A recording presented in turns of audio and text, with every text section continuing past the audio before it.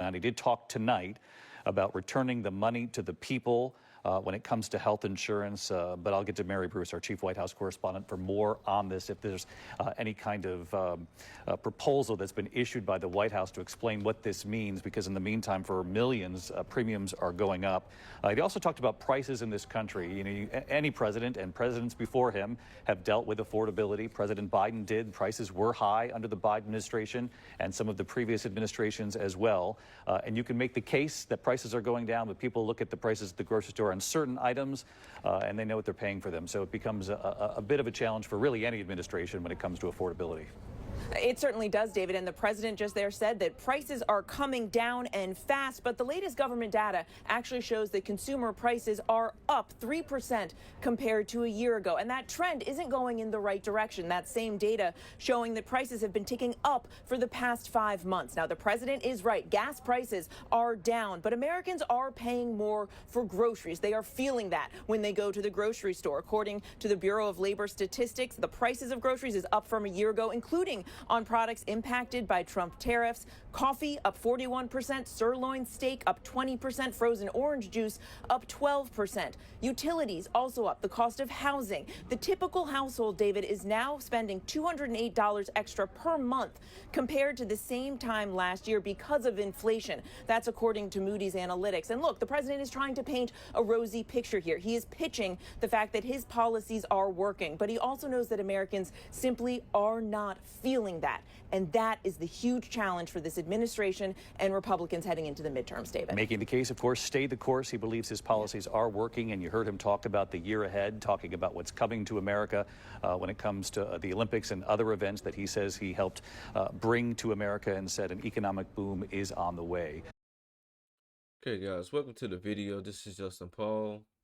This is a video here, of course, where the White House correspondent was outlining the presidential address to the nation that happened last night. And,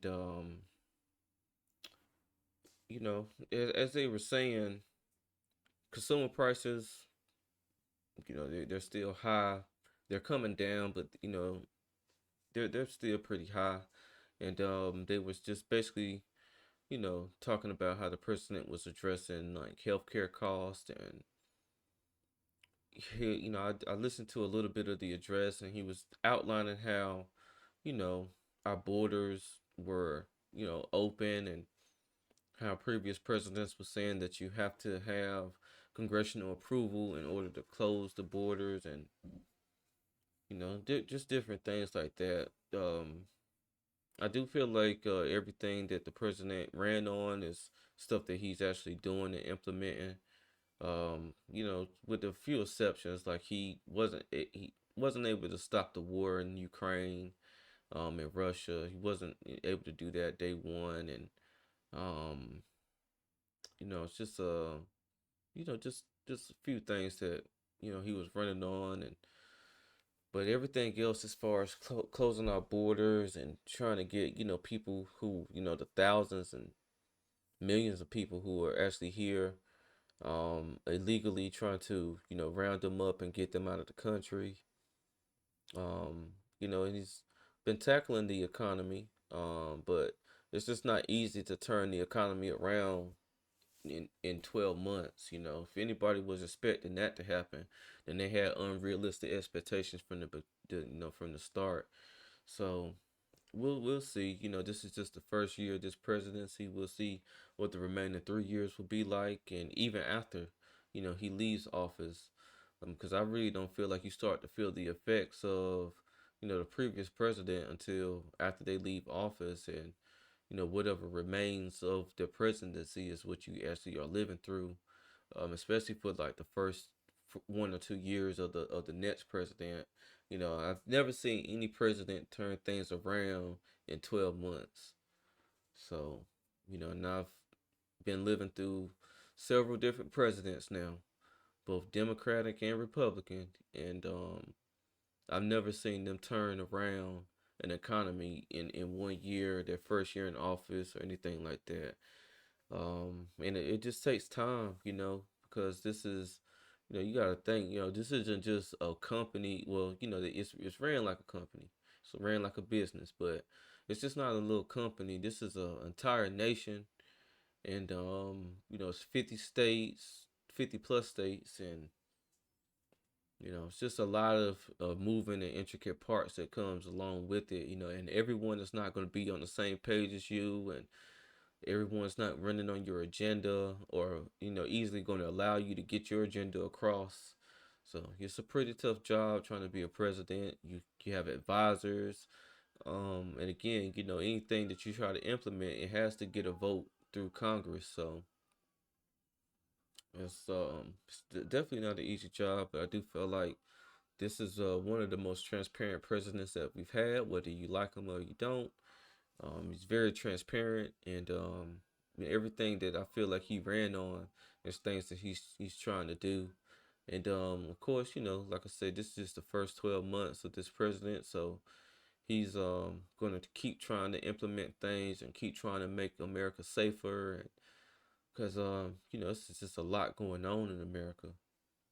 And again, there's bad actors that are still here laying in the shadows, and you know, we have to try to do our best to, round those individuals up and get them out of the country as quickly as possible. Um, I do, I give him so far I give him a B plus.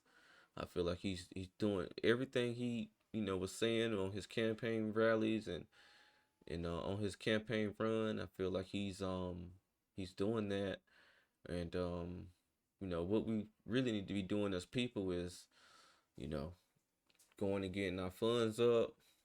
Make sure we have that rainy day stash, um, and prioritizing, you know, family, whatever religion you believe in, and just just trying to contribute to your community as much as possible. I don't think those are the main things that, and then making sure that we vote effectively, because a lot of your local elections and stuff like that, they're coming up, and just want to make sure you put the right people in place that's going to, that are speaking to you, and that'll put you in a good position for life, going forward. That's pretty much, what we can do as citizens of this country, is just kind of get ourselves into a better position, really. Because what's going to happen with all these politicians and Capitol Hill and within the White House, it's already destined to happen.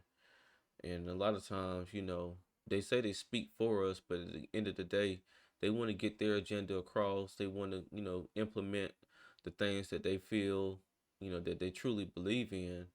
And, we have to do the same as far as our voting power. We have to make sure that it counts. We have to vet these politicians effectively. Again, know who you putting into office and over your local, county seats and all that. You have to know who you putting in power and who you putting in position to speak for you, because typically you're not going to speak for yourselves in these situations. You're often considered just protesters and stuff like that. They'll consider your voice, they'll hear you out, but you're going to be sitting back watching someone who's going to be representing you, that's going to speak for you.